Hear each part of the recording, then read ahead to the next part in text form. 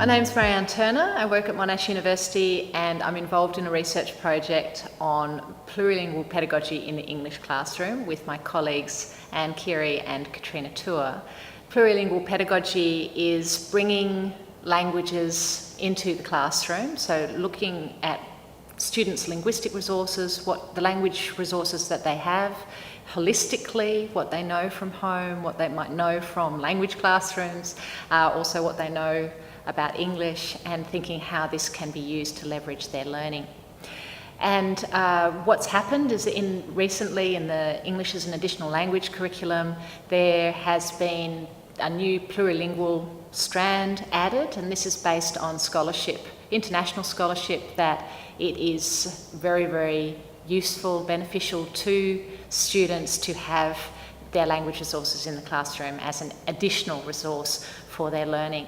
So what we've been doing is professional learning with teachers, and they have been going back into the classrooms and looking at lesson sequences, looking at adapting the ideas from the professional learning to suit their needs and their students' needs. And I'm sitting today with two wonderful teachers who have been involved in the project, Ryoki Fukaya and Dan Thomas here from Huntingdale. And maybe you can introduce yourselves, your situation a little bit more than that. Oh, okay. Yeah, I'm Dan Thomas. I'm a grade 1 and 2 teacher at Huntingdale Primary School, and I've been at the school for about 7 years now. Hi, my name is Ryoki Fukaya. I'm Fukaya Sensei. I'm a grade 2 Japanese classroom teacher, and I've been with Huntingdale Primary School for 3 years now.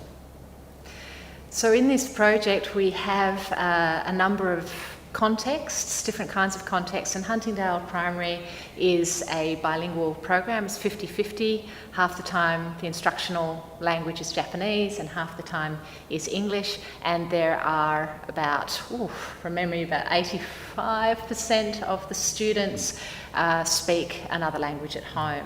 And so we've been thinking about how to use not only their Japanese and English resources, but also the other language resources that they can bring to the table. And so I'll leave it to you guys just to summarise what the kinds of things that you've been adapting for your classrooms.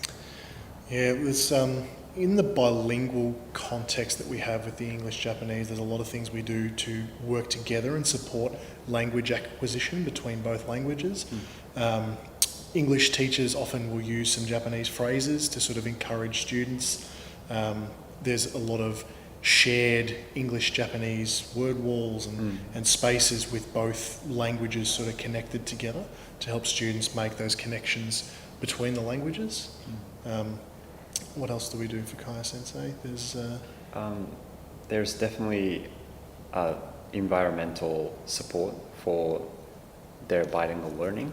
We have, for each classroom, we have Japanese classroom and also English classroom, and students only think aloud and communicate with others, with teachers and students in Japanese classroom, and we also plan together. So we develop curriculum design and term overview as a whole team, and we always communicate on a daily basis with Japanese teachers, communicate with English teachers and vice versa to check in and also develop weekly planning. And as part of the project, you've been working towards bilingual books, digital multimodal books, thinking about how to bring the home languages in. How has that process gone? It's been a very interesting process, Marianne. I think it's been really successful. Obviously, our bilingual program has been established for over 20 years, so the English and Japanese side is really strong. But the next phase was working with yourself and with Katrina and Anne to bring in the home languages a bit more. So we co-constructed a digital multimodal text, some parts in English, some parts in Japanese, and then sent that through a very familiar digital platform, Seesaw, that parents are very familiar with post-COVID, with 2 years of online learning, to get parents to support their children with home languages and sort of paraphrasing and using home language to discuss their identity, which was the concept for this term and the overall concept of our digital text.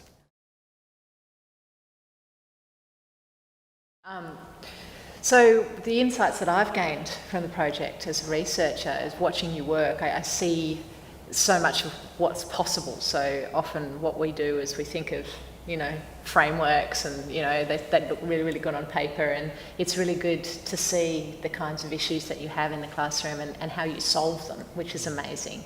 And to see the interesting points that make you think of new ideas in research as well. And without actually seeing you put it into practice, it's very difficult to think of those new ideas that spring from that practice. So that's incredibly useful for us as researchers.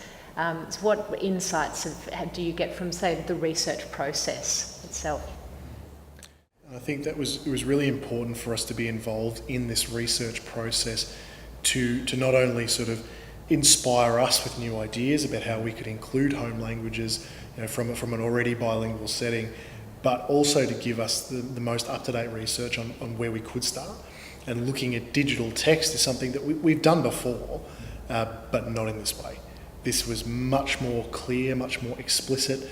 Being able to teach ICT skills as well as identity and writing genre skills, but not only in English but in Japanese, and then adding in the home language as well. It really made it something much better than what we could have produced without going through the research process.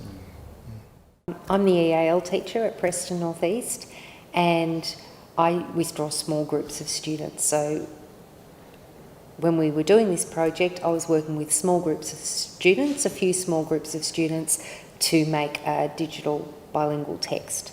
So the students wrote about a celebration, and then they translated it. We used Google Translate, and they ended up with a bilingual text, and they read it in both of their languages.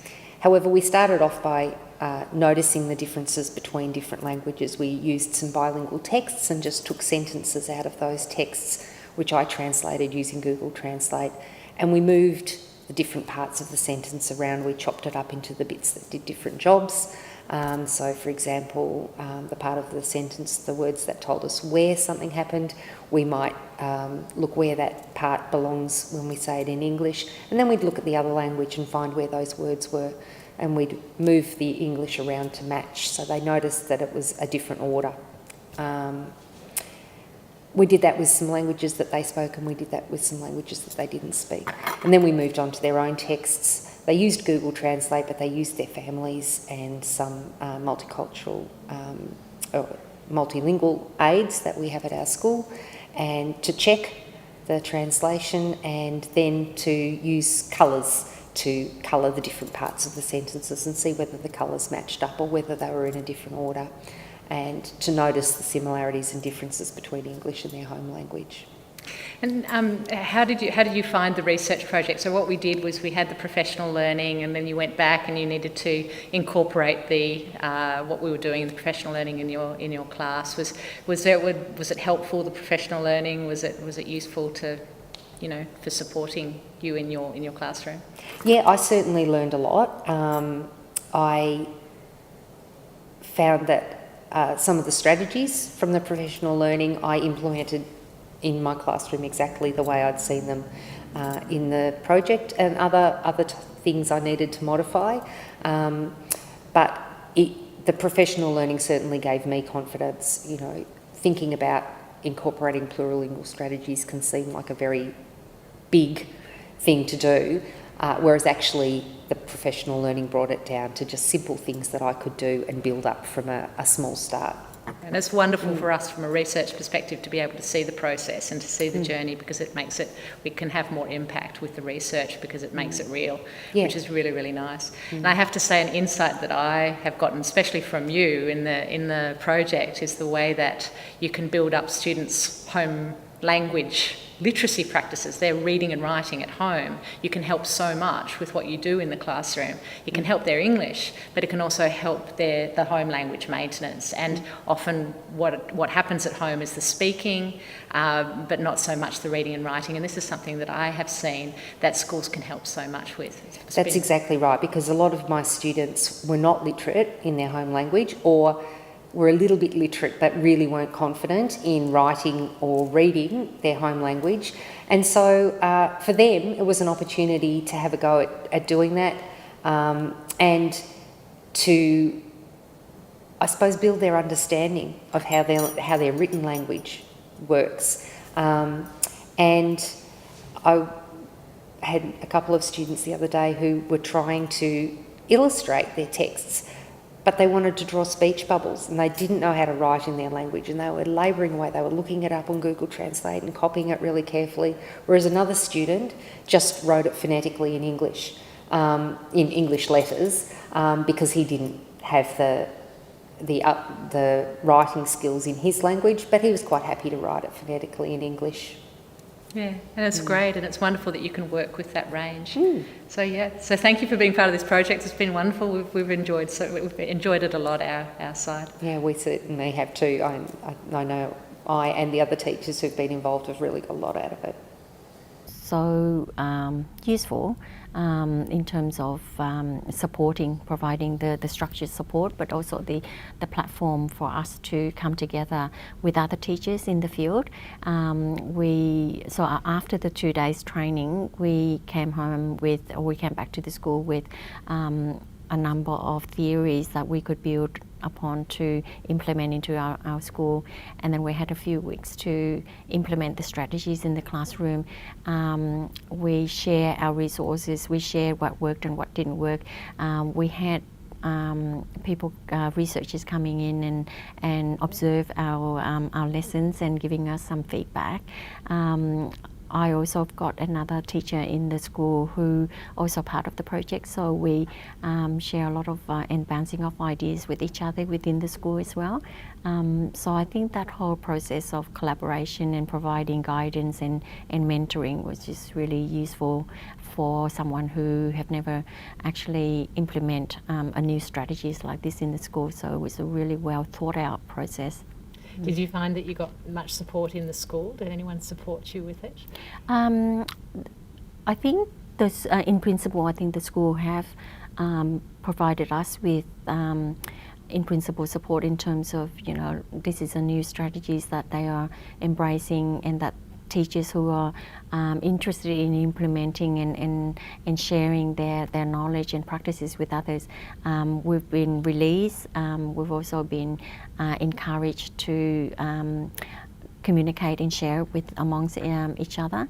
My other colleague, who is also part of the project, we had days that we are allowed to plan the unit of work together, and so yes, in principle, as I think the school gave us a fair bit of support to get this project going. What I thought was really nice too was having that community of teachers just looking at each other's practices and talking about each other's practices and seeing and thinking about next steps was really nice. Yeah, that was invaluable, that when we get together we actually were able to collaborate and share, and so through that our ideas get expanded. I went home and I had, I should try this next time, and I think the whole the support was there, but it wasn't prescriptive. So the things about this research was interesting because we had the students' focus in mind, and so we moved along with the students, and the idea comes organically, and so it wasn't prescriptive that we have to do it in a set way, and so that allowed us with the autonomy and also the creativity to try out different ways that meet the needs of our students, and so that makes it really workable.